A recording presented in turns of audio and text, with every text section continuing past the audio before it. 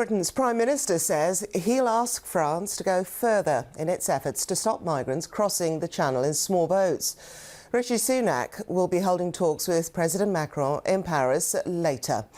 It is the first Anglo-French summit for 5 years, and the talks come just after the government published plans to block people arriving in the UK legally from claiming asylum. Our political editor, Chris Mason, has more.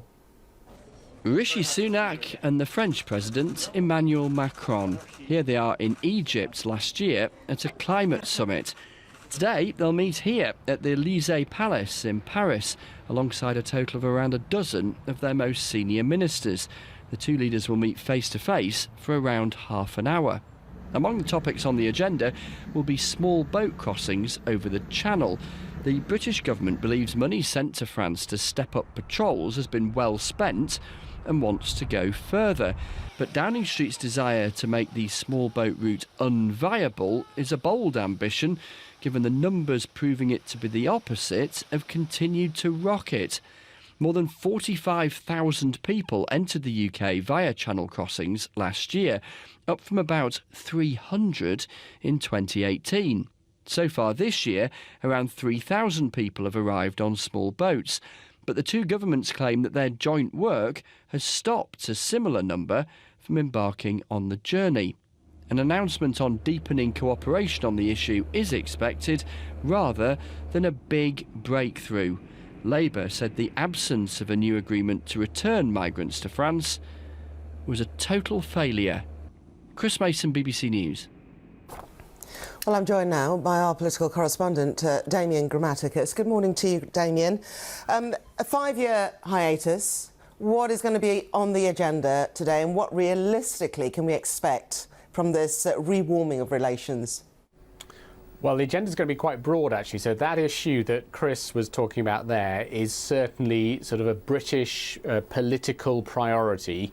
And will be featuring at this meeting. But it's not the only thing by any means, and it's certainly not the priority from the French side. So Mr. Sunak wants this issue of small boats. He's placed it centre of the sort of UK political scene at the minute. His immigration bill, new legislation he's unveiled in Parliament, seeks to take a pretty tough line on this, and he's promising to reduce the numbers of migrants, refugees crossing the Channel on small dinghies and boats to get to the UK. So he wants to see progress on that, and he's going to, it seems, offer to extend the funding that the UK already gives to French police who patrol the beaches in France and have been, as Chris was saying, stopping lots of the boats.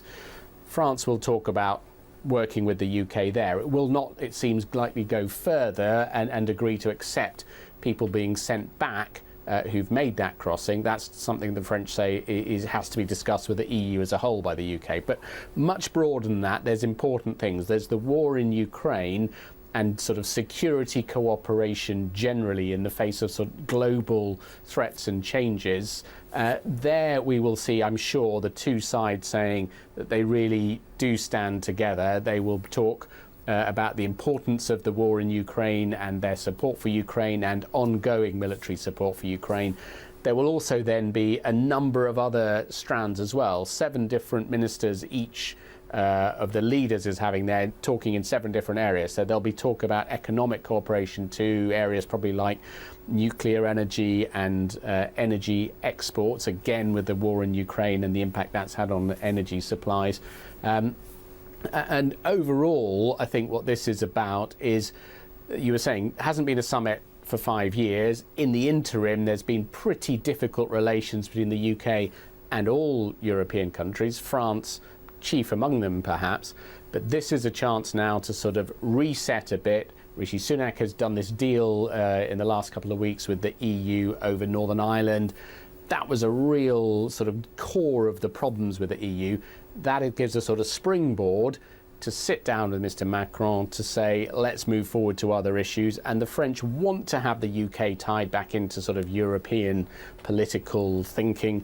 So all of this points to them all coming up with a sort of renewed, refreshed relationship from this moment on. Damien Grammaticus, thank you very much indeed. Joining us now is Sophie Pedder, who is the Paris Bureau Chief at The Economist.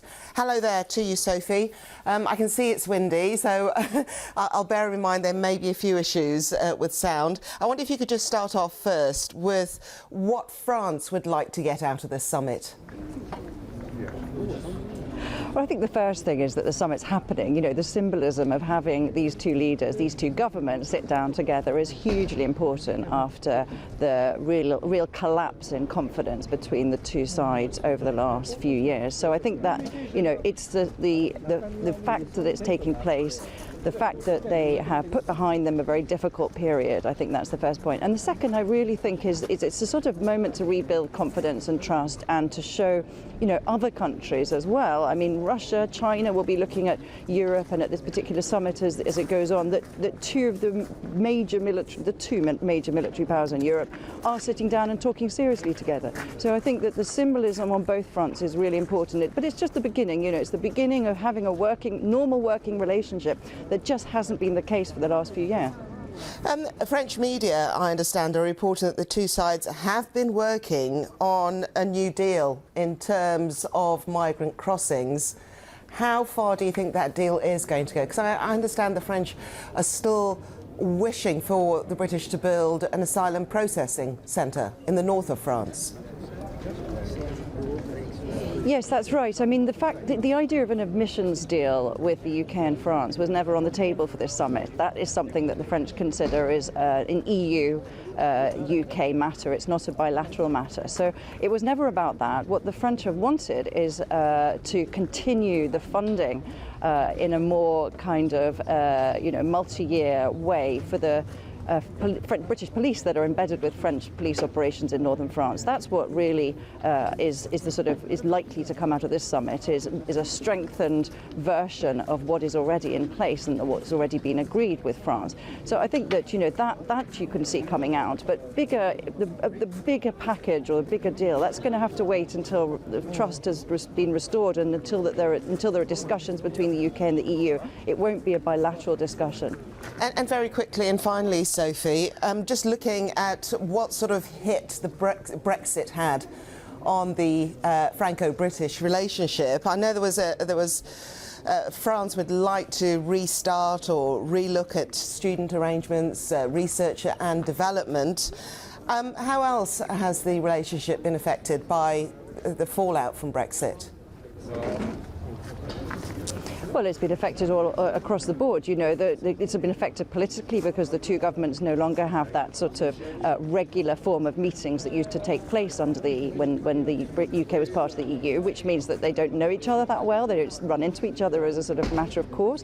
It's also affected trade, obviously, and it has affected, I think, the cooperation on defence and security, and that's a really key matter here.